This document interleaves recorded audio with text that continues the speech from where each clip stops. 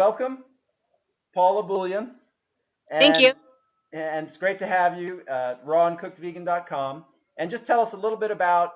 We were talking earlier, and you were saying you kind of had the standard diet, peanut butter and jelly sandwiches, and so your mom, of course, wanted you to be healthy, but maybe she didn't know a whole lot about nutrition.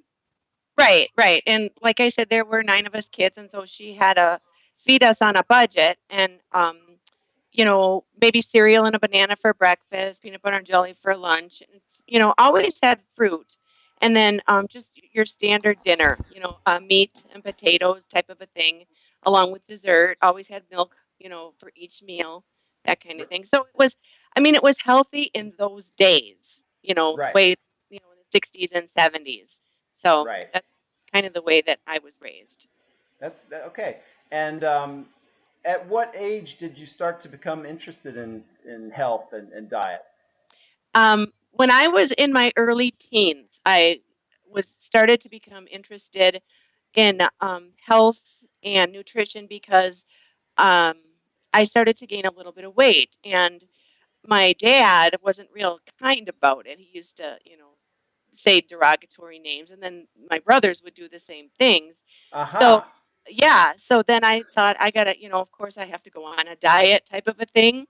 So I went on all these crazy diets when I was in my teens. A lot of them were very restrictive type diets, like, the 900 calorie a day diet, Right.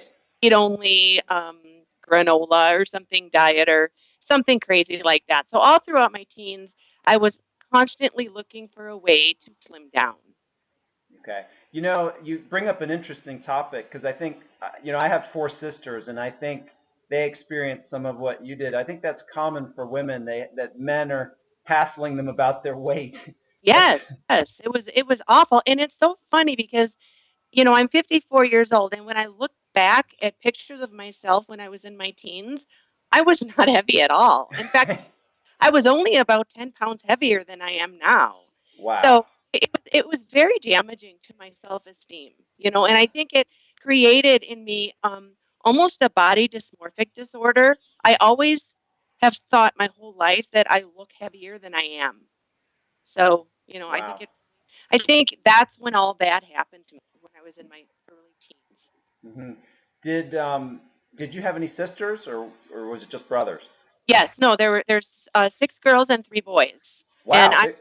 yeah, and I had a sister, my other sisters out of there were, 4 of us, um, and then 2, 4 of us were born like all in a row, 4 of the sisters, and then I have 2 sisters that are much younger than myself. Well, out of the 4 of us, I was the heaviest. And I was, like I said, I wasn't even really that heavy, but they were very slim, and I think that's why I was the one that was teased the most and thought Okay. I was, so heavy. So then, would you say that this began a a long process of going on diets, going off diets? Yes, Yeah. yes, and fluctuating weight, my whole life. Right. Right. Right. Okay.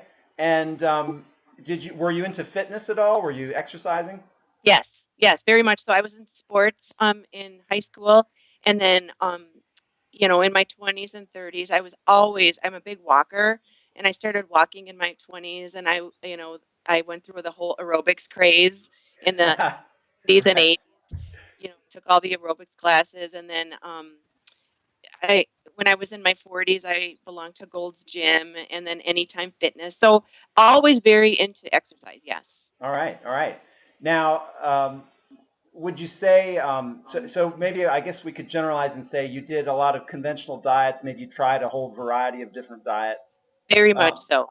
did you find along the way some that were particularly bad, or some that worked particularly well, or was it always a case of you'd reach a point where I just got to have some regular food, I got to get some calories? How did that go? Yeah, it pretty much so. I mean, I just remember the Atkins diet. I remember going on that, and you always lose weight on these diets. I don't know if it's water weight or what it is, but you lose the weight, and then it just doesn't work for you anymore. And I think there was a time when I was on a some sort of a high carb diet. I went. when I was very young, probably 20 years old, I was vegetarian for a year, and I lost 20 pounds that year after I moved out of my house. Uh-huh. I don't know why I decided to do that. It wasn't anything, like ethical reason or anything. I just decided not to eat meat, and then I got married and started having children, and then meat came back into the diet. So, uh, Yeah. This is a whole issue too. There's a lot of folks eating a very simple raw food diet, and then they live in families where they have to prepare other kinds of foods for family members, and that brings up a whole issue. I want to go into that more later. But so at what point did you come to a point where you decided to take vegetarianism more seriously, or veganism, or did you come straight to the raw food, or? well, what happened was I started having a lot of stomach problems about when I was about 52 years old.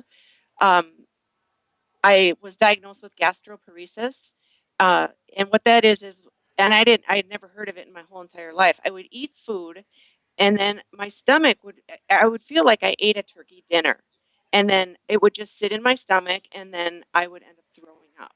And I thought I had a virus at first, so I was sick for like 3 or 4 days with it. I went to the doctor, and they did all these tests because I was dehydrated. Uh-huh. Um, and so, long story short, they said you have gastroparesis, and they explained what it was. Your stomach just, basically gets paralyzed. And I wanted to know why that happened to me, and they didn't know. They said, we have no idea, but here is, a prescription for a medication that you can take, and it will help mobilize your stomach. However, this medicine has a terrible side effect. It could cause um, tardive dyskinesia, which is an involuntary muscle movement disorder that could be permanent. Well, I took the pills because I was desperate. I mean, I was living on saltine crackers and water. And in the course of about 2 months, I lost probably 25 pounds. And I was miserable. I work a full-time job, and I just couldn't live this way anymore. So I took the medicine. But then I thought about it, and I thought, I don't want to be on this medicine for the rest of my life. What if I get this, you know, muscle disorder? I don't want that. Yeah. So I started to go online, and I started to research different diets. What if I change my diet? And I just want to jump back a little bit. In my Sure. 30s, 40s, and 20s, 30s, 40s, and early 50s, I was eating what you would consider like a healthy standard American diet. I would go 3 or 4 days without eating meat. I would just say to myself, geez, I haven't had meat in 3 days. And I ate a lot of salads, a lot of fruit, but I did have cheese. I still ate cheese, very little. I'm not a milk drinker, I never, was, Yeah. except as a child. But so my diet was fairly healthy as the standard American diet goes.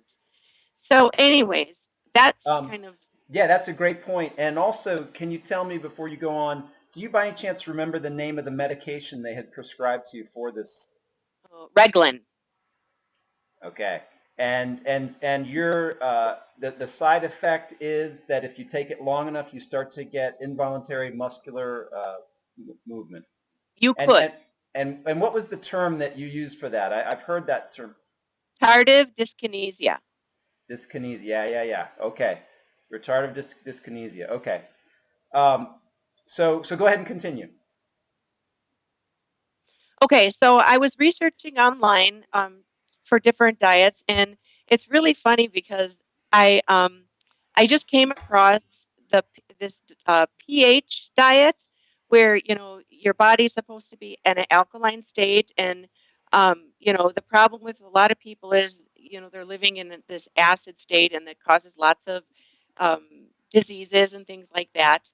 And so I looked into that. I was reading a lot about it, and I was on YouTube. This is such a funny story. And Dr. Robert Young is one of the doctors that talks about this pH diet.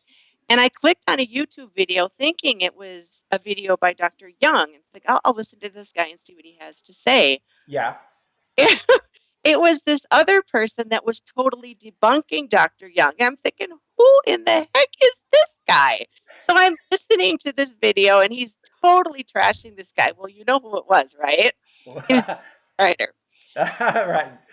I'm like, okay, so what's he saying? So then I clicked on his name and I started listening to his videos, and he's all about the raw vegan. Right. Right. Then I go on the internet and I'm researching raw veganism because I know what a vegan is. I've always known what a vegan was, but I didn't understand the whole raw thing. So Right. Right. I just I don't know. It was so funny. I just said, okay, this guy isn't selling anything. He has nothing to gain here. He's Right. been doing it for all these years, and he's very successful. I'm going to try it. So I just cold turkey one day went, decided to do it. Went to the grocery store, bought what I thought was enough food for a week, and just and on the diet. My food lasted 2 days. So yeah, and that was August of 2012. That is Yeah. amazing. That's Yeah. amazing. You just did it cold turkey. And when you went and bought all this fruit, did it get ripe? Did it, The bananas, of course, weren't that ripe. I live in northern Minnesota, and we don't have like a huge selection of fruit. I mean, in the summertime, there's a nice selection. right. You know, um, mangoes, and every once in a while papaya and kiwi, and your apples, oranges, grapes, watermelons, muskmelons, honeydew melons. Right. I know I'm some, but and then your berries and stuff. But in the wintertime, you don't have as much of a selection. Right. So yeah, so in the beginning, I totally was under buying. I didn't realize how much I was supposed to buy. And then of course, I joined 30 Bananas a Day. And then Freely has this Banana Girl diet, and I joined that forum as well, which was a huge, huge help for me for staying on this raw vegan diet and things like that. Something So, that comes to mind, I, uh, I feel on 30 Bad there's a really strong youth community, and I'm glad to see that you just embraced it and went along with it. I think sometimes maybe folks may be put off by the fact that it's a very young crowd there, and but I think that's great that you just went along and they accepted you, and that's great. they were very, very supportive. And the Banana Girl diet, there's women of all ages on that forum too. All right. That's been just wonderful for me. That's great. Now, if you could tell me a little bit about, as you took on this diet, did you immediately stop that medication, and how did what was your recovery like as the disease kind of melted away? Well, I didn't stop the medication at first. I stayed on the medication for a couple of weeks, and I was feeling really, really good. When I went raw vegan, I got just tons of energy. I felt so good. I still do, and I Yeah, just wow, this is awesome. This is the bomb. I haven't felt this good in years, and I have a very physical job. I work in surgery, and so I'm lifting heavy trays, and it's just you're constantly in motion, and I'm running circles around people half my age. you So do you do a don't you do a night shift too, right? no, no, I work I used to. I work at just a straight day shift. I Okay, work as a day surgery center. okay, But getting back to how I felt. So so in the beginning I was feeling so well that I decided to um, cut my pills in half, and everything went fine. Then then after about a month on the diet, then I decided to just stop taking them, and I haven't looked back. I'm cured. It's gone. And that is I awesome. Yes, and you know what else I don't I was also, taking medicine for asthma. I don't take that anymore. I was taking medicine for hypothyroidism. That is cut in half because I have to get my blood tested every year for that, and my doctor has no idea why that happened. I do. And then, Amazing. yeah, and there's another medicine I was on too, and I don't take that anymore. What medicine? Oh, medicine for GERD, For Prilosec. what? For GERD, gastrointestinal reflux. Yeah, okay, yes, yes. and I don't take that anymore either. So yeah, I was able to go off 3 medicines. Yeah, Wow, yeah. that is awesome. And now, are you living in a situation where you have to cook for other folks, or are you Yeah. Yes, me. So, Our three children are raised and out of the house, so it's just me and my husband. He is a total sad eater. Really, like, yeah, sad.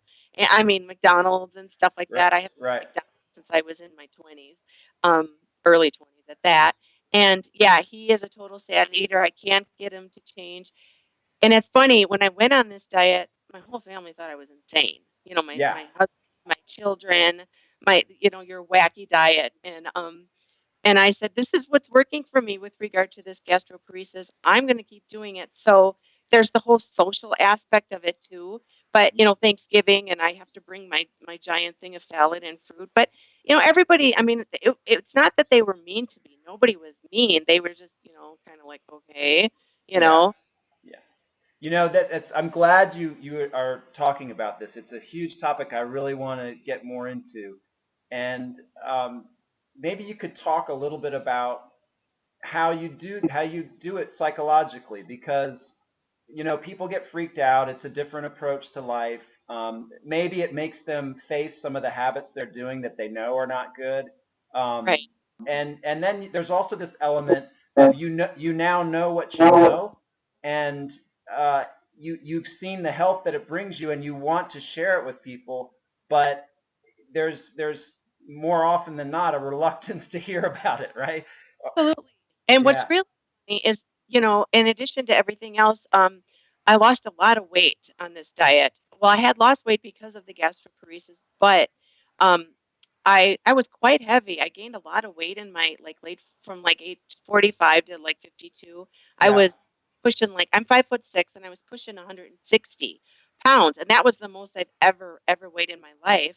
And you Well, you know, look great. You well, look, right now, thank you. Right now, yeah, I'm 125. But when I first went on this diet, in think in about 4 months, I lost a lot of weight. I got down to about 115 pounds, and I was getting a lot of flack from my family, from my coworkers. Oh, you're getting too thin. You're too thin, and so I thought, maybe I am. I don't know. So I decided to try to gain some weight, and this is really interesting. You're gonna like this story. yeah, Um, I thought I'm going to increase my calories. I was eating about 3,000 calories a day. So I increased it to 35 to 4,000 yeah, calories a day. I could not gain weight at all. No matter how much I tried, I couldn't gain weight. And I was on Chronometer, and so I would, enter my calories every single day. So I was eating at kind of like a 95/5 ratio. yep. So I decided to increase the fat to 10%. And you know what? I gained 10 pounds in 4 months. I did. So now I feel like like I said, now I'm 125. I was down to 115. So now I feel like I need to lose a little bit of weight. So I decreased my fat back down to 5, and now I've lost a few pounds. So it, what they say, the raw fooders, the ones that say carb, carb, carb, they're Yeah. absolutely right. I am an experiment, you know? That's really interesting, Paula. You are an exact example of what they talk about. Now, Yes. I know there are some other cases where it seems to be a little different, but it's great to hear that you have experienced that personally, that what they're Right. talking about. And I try, people come up to me all the time. What are you doing? What are you eating? How did you lose so much weight? And then when I tell them, they back right off. I could never give up my cheese. That's the number one thing I hear. It's not even so much the meat. I don't know what it is about cheese, but nobody wants to give up their cheese. Yeah. And so, and they, look at me and okay, this is all you're eating, and I've got 7 or 8 pears and I'm at lunch and you're going to eat all those pears, Yeah, I love it. I love it. Well, Yeah. And I don't know, is Minnesota at all like Wisconsin? It's a big cheese production area, isn't it? yeah, it is. It is. Yeah. Yeah. But it seems that, I mean, if they've seen that you've overcome these diseases, right? Right. So People don't. I'm. They ask questions. They want to know how you did it. They look at you and say, "I want to look like this person. I want to feel good like this person," but they don't want to make the changes. I don't get it. yeah, yeah. It's like they have to be sick enough to force them to do it. Must be that way. Or, like, they say an alcoholic has to hit rock bottom. Right. Maybe a person has to hit rock bottom with their weight issue or whatever issue they may be having. Yeah, that's a great point. It's kind of like people live in this with some constant low-level suffering, and they're so accustomed to it, they don't even realize what's possible, and they just think that's part of life or something, you know? I mean, I wish people could feel the way that it feels to be on this lifestyle. It's just such an amazing feeling to wake up every morning and wanting to jump out of bed, not feeling like, oh my gosh, I have to have a cup of coffee, and just feeling energized all day long. Yeah, Just that's beautiful. That's beautiful. Did you? What were some of the other benefits you noticed as the diet as you practiced the diet? Like maybe in terms of fitness, your disease symptoms fell away. Did you notice that your fitness was improving? And uh, you know, I didn't do anything less or more with regard to my fitness. So I didn't really know, maybe a little bit, because I'm pretty active. I, yeah, I take my for a walk after work every day for about 2 miles. I do free weights. I didn't do, I jump on a rebounder in the winter time because it's so cold here and we have so much snow. So I might have noticed, like I said, the whole asthma thing went away. So, and a lot of the asthma was exercise induced. So yeah, that's totally something that I did notice as far as that goes. that is a huge thing by itself. I mean, overcoming asthma. I, You know how many people have I, asthma? I mean, I know, and I even asked, I went to my doctor just for some, I don't even remember, and I told him they go out over the medicines, and I talked to him about that. I said, I don't have to take my asthma medicine puffer anymore, and I said, why do you think that is? And he said, I don't know. And I talked to him about my diet.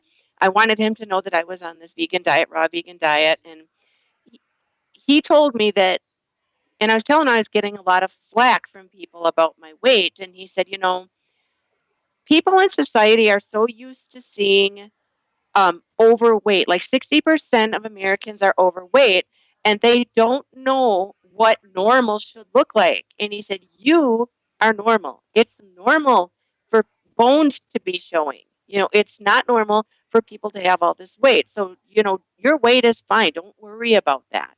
Paula, that is such a great point.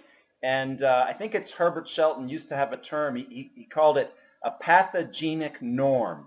A pathogenic norm. And disease is so prevalent in society, people don't know what normal is. Right. It's an excellent point you're making. Um, so anyway, so you've been doing it for 14 months, and what personal conclusions have you reached regarding supplementation, if any? I imagine you probably do B12. Anything else? Yeah, I do B12. I do B12 injections once a Okay. month. It's 1 ml, and I do it I always do it like in the very beginning of the month so I remember to take it. And And do you give it to yourself? do. Yeah. It's really simple. Okay. I got the B12 online. I got the methylcobalamin because I research everything. I'm just kind of like before I do anything, I read up on it. Yeah. And something about this, I can't quite remember, but there's cyanocobalamin and methylcobalamin, and for some reason, the methyl was the one to get. Yeah. Yeah. That's what I use for a sublingual, but I'm considering the injection. I'm thinking the injection's more effective. But Yeah, it's if you think about it in the future, the next time you give yourself a shot, and if you're up for it, we could do a video of it. We could post it. That might be great. Absolutely, I would totally do that. The medicine came with the syringes and the needles, and it's I think it's like a 27 gauge needle, maybe a quarter of an inch long. It doesn't even feel. I mean, it feels like a mosquito bite. It's Okay. nothing. Yeah. One thing I read recently, and maybe you can clarify this for me. It said that when you're injecting something like this, there are other constituents in the liquid. Is that accurate, or is it's just strictly B12, right? Um, you know, I read that too, and the place that I get it from says that it's preservative free, um, animal free, because some obviously, some sources of B12 can be from animals. And so Mhm. I made sure that it was vegan and it didn't have any preservatives in it. It's red, and I don't know why. I probably should have looked into that, why it's red. But Well, that's funny. My sublingual's red too. I mean, it's cherry flavored, but it's red also. So yeah. All right. And aside from B12, what's your take on, say, vitamin D or any other nutrients? right. In the summertime, I don't take any vitamin D3 because I'd like to get vitamin D from the sun. Another thing I want to tell you, since I've become vegan, it's really funny. I've kind of become more awake and aware, if Yes. you mean, kind of like spiritually. And Yes. I'm into all this stuff, all this, like, I don't want to call it conspiracy theories out there, but I'm starting to read about all that stuff. And one of the things that I started reading and started doing was sun gazing. I don't know if you know anything about that. Yes, I am familiar with that. Yes. And I started doing that. And of course, again, my family thinks I'm absolutely insane because I'm out there, staring at the sun, with my feet in the dirt. So we have about 4 months of nice weather here and 6 months of cold, dreary weather. So in the summer months, I do not take D3, but I just got some and I'm going to start taking it soon because I really think it's important to take that. And I did purchase a vegan multivitamin. I think it's Diva is the brand name, DEVA. And when I remember, I take that. It's something. Sometimes I forget, but Yeah.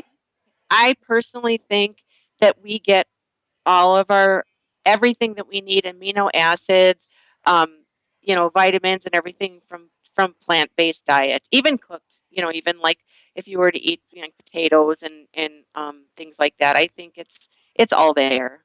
And would you even say that you would include B12 in that, but you just take B12 as a precaution, or? I do because on the chronometer, I always look down at the where it's got like the the vitamins and minerals in that, and the B12 is always at like 1%, if or sometimes 0%. So I believe that on a raw vegan diet, you're getting very little to no B12. So that's why I take the B12 supplement. And I also read that a lot of people on a meat eating diet are deficient in vitamin B12 as well. Right. So not just vegans. Yeah, I read something recently where it used to be in the water. When if you drank water in the wild, it used to have high B12 content, but now since our water's all purified, there's no B12 in the water. Okay, So it's interesting. that is interesting. Yeah. But so that's fascinating. What else did I want to ask you? There's so many different things. I know. Yeah. Um, could you tell me a little bit about, like, maybe give me a sample of a day, how much fruit you eat? Do you have 2, 3 fruit meals? Do you have a giant salad at the end of the day? How do you do that? Sure. In the morning, I kind of, I'm a creature of habit.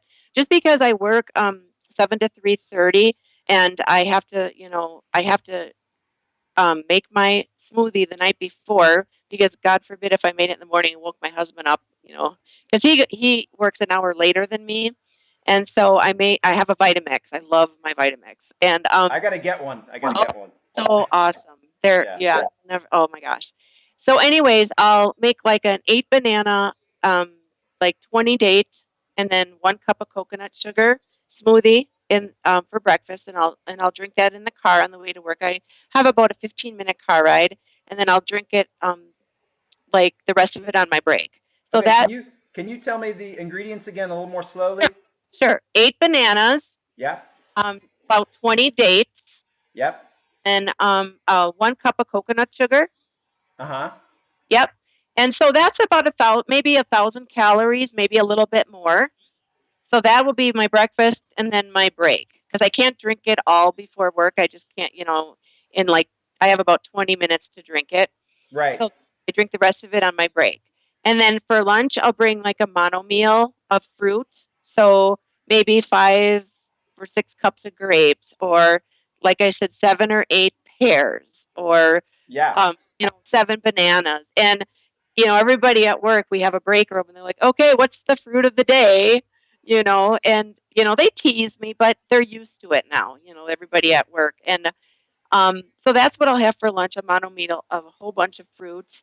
And then for dinner, I'll have either another mono meal of a different fruit, um, and or another smoothie, banana smoothie, Yeah. and a really, really large green salad, like a pound, like a head of lettuce, or how you can get the greens that are prepackaged, Yes. and then a whole bunch of different like tomatoes, cucumbers. I love sugar snap peas, just a whole bunch of different things to that, and no dressing at all, and then just eat that.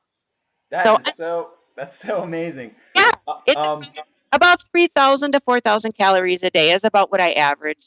all right. I'd like to get into some physiological questions, if you don't mind. If there's anything you don't want to talk about, that's Sure. fine.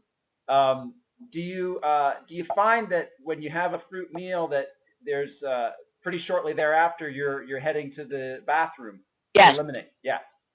that has definitely increased from about once a day to 2 to 3 times a day. Right. Right. Yep.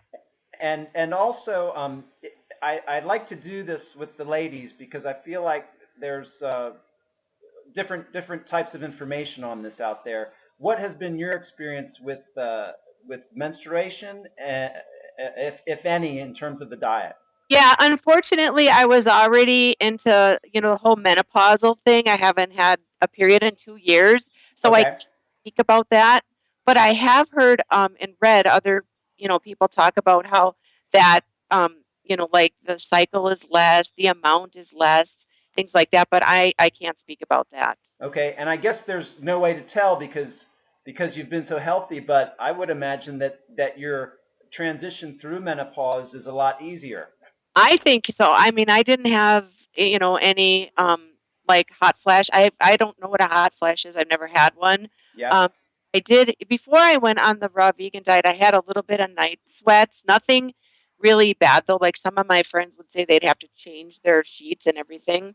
Did didn't have any of that. So I think and I don't know if it's because of the diet, but I'm sailing through it. And did the you haven't had the night sweats since you started the raw food diet? Correct. Not at all. Yeah, that's interesting. Okay. Um, one thing to kind of go back a little bit, I wanted to ask you, you probably have family members that you see suffering with illnesses, Yes. and you know what's possible with this. Do you ever get frustrated because Yes. they maybe even having surgery? Some people are dying from some of this stuff, Yes. and Yes. And I'm really big into uh, GMOs, yeah, genetically modified foods, and just about everything that comes in a package now, unless it's got the label, is genetically modified. So I truly believe that a lot of the diseases that people are having today are caused by genetically modified foods. And, you know, right. 50 years ago, yeah, grandma and grandpa died of cancer, but they were old. They were really old. People are getting and dying of cancer. I work in surgery, and to get chemotherapy, you can get a port put in your chest, and that way they're not, hitting your veins every time you have to go. Right. I can tell you in the last 2 years how many of those we've been putting in. It's like 4 and 5 a day. That's crazy. And these people are young. And then, Yeah. my You know, friend's husband just had a heart attack and he's in his 40s. So and so just died of a heart attack. That person was 43. I think this is all happening because of the food. it's great to have you right there on the front lines. I mean, could you? It's hard to get your head around it, but what might the cost be? The cost to society, it, it, it's astronomical. I think it's you can't even put a number on it. I mean Yeah, it's just over the top. yeah. It's crazy. Yeah. All right. So there's two other areas I'd love to hear your thoughts on. Um, it sounds like primarily you came to this diet for health reasons. have you since then considered a little more the ethical and ecological aspects of it? Yes, very much so. And I cannot believe I didn't bring this up. When I was checking out, the diet and things like that, I don't even know how this happened, but I came across the documentary Earthlings. Oh, have you ever watched that? I don't want to watch it. I know what it's going to be like. I don't want to, and I It feel was, like since I'm vegan, I don't have to. But yeah. yeah, I don't know why I put myself through it. It took me like 3 sittings to watch the whole thing. I was a freaking mess for like 2 days. I'm not even kidding you. yeah, And I right then and there, and it was all the whole process of, the day that I decided to do it, I believe that was the turning. And I said, I'm never eating another animal in my entire life. So yes, the whole ethical thing is huge for me to become much more I've always been an animal lover, but much more aware. I mean, I had no idea of of the horror that we humans put on animals and all the sentient beings. It's just right, absolutely it's disgusting, and yeah. I just can't even like stand it. And I think that's really what's behind it is people don't know. People just don't know. Want to know. They want to close their eyes to it. They don't. It's just like that monkey. See no evil, hear no evil, speak no evil. And Right, if you put your head in the sand, and yeah, they don't want to know about it. That's how my husband is. He doesn't want to hear any of it because he wants to continue to be able to eat his big juicy steaks. right, You right, know, really against factory farming and just all that stuff. right, right. So, and in addition to that, what have you come across in terms of the ecological effects of the diet? You know. Yeah. Well, I think the raw vegan diet is like really good for the world. And factory farming and all that stuff is just depleting our rainforests and doing all kinds of terrible things to the world. And I think, there something needs to be done. I really believe, that that the world is dying, and a lot of people think that, oh, that's a bunch of hooey. Every generation says that, but I think it's true. I think that if we don't do something now, that you know there's not going to be a future for the generations to come. Exactly, exactly. Well, it's Paula. It's a real pleasure interviewing you. Is there anything else that you want to add, like any tips you'd like to give other folks on the diet? Were there any issues that you came up against while you were transitioning that you found difficult about assuming? It sounds like you just kind of went into it and Did I? yeah, I'm just, but I think it's I think a lot of it is personality, and I yeah, think that the type of personality that I personally am, I just like if I were to be a smoker and I decided to quit, I would just quit that day. That's just me. And I think everybody is different. Um, but if I were to give any advice for people who are going to try this diet, you have to eat a lot of calories because if you don't, then you will get cravings. And I've had the cravings um, for like, oh boy, some chips and salsa sound really good right now. Like, right, right? And right. I had those. So then I would just eat more fruit. So just keep a lot of fruit and vegetables in your house. And always, I'm a dateaholic. I eat a ton of dates. I buy them by the box from 7hotdates.com. They have amazing dates. All And right. yeah. And in fact, I have some right here. Can you see this? Yeah, My hold date. it up. Hold it up to the top of the. There you go. Yeah. Yeah. And can you say again the name of the Seven, the number seven, Yep. hotdates.com. These dates are amazing. They come from California, and these are just little ones. These are like 30 calories each, but these are, I don't know how to say it, KHADRAWY. And then, of course, you have the Medjool ones, the big, huge I ones. love those. Those are 60 calories each, but these are 30. I can eat like 40 of these a day. No problem. You So, know, yeah. maybe you can tell me. I think I made a mistake. I tried to do a kind of Datorade thing one day, and the dates I used, they kind of broke up into the water, but they never really blended. Well, it's probably because I don't have a Vitamix, but I was just going to say you have to have a really, really high-powered blender okay. because I did it before I had actually when I went on the raw vegan diet, I bought a Vitamix online and I got it in like 2 days, and I didn't try any kind of smoothies or anything until I got the Vitamix. But my daughter had one, and I said, I want to make your kids a smoothie. She's got 4 children, and she had this kind of rinky-dink cheap in it blender, and it didn't blend anything really well. I tried to do dates and bananas, and I think I put strawberries in there. Didn't work out, so now she has a Vitamix. So that you have to have a high-powered blender. Gotcha. Yeah. Well, Paula, it's a real pleasure. Your wealth of information. Thank you Well, so much for thank you for taking the time. Well, thank you for interviewing me. I think it's important to get this message out to people. I know. And yeah, and if you know any other folks like on 30 Bad that you think would be good for this, please tell them to come my way. I've been putting out little notes to people, and I'm getting a little bit of response, but I think the more people we interview, the more information there is. There's going to be people who have experiences like you and experiences like someone else. It helps everyone. Right. So, absolutely. I totally agree. And also, if you remember to do it, next time you take the B12, connect with me on Skype, and we'll do a little video of it. Okay, I will. All right. Thank you, Paul. Thank you, Paula. Take care. You too.